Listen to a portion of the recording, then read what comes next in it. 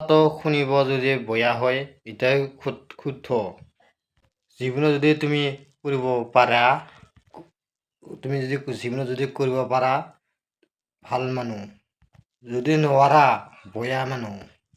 আৰু কাকবা যদি তই দিব পাৰা তাতে তই ভাল, আৰু তই যদি দিবা যদি নোৱাৰে তই বেয়া।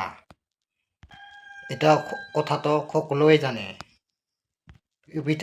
পিছতত মই কৈ দিলোঁ।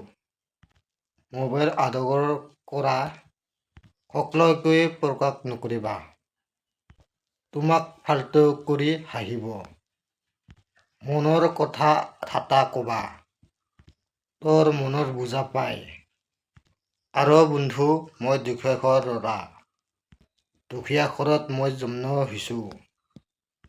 মোৰ এটা অহংকাৰ নাই, মানুহৰ ব্যৱহাৰে পৰিচয়।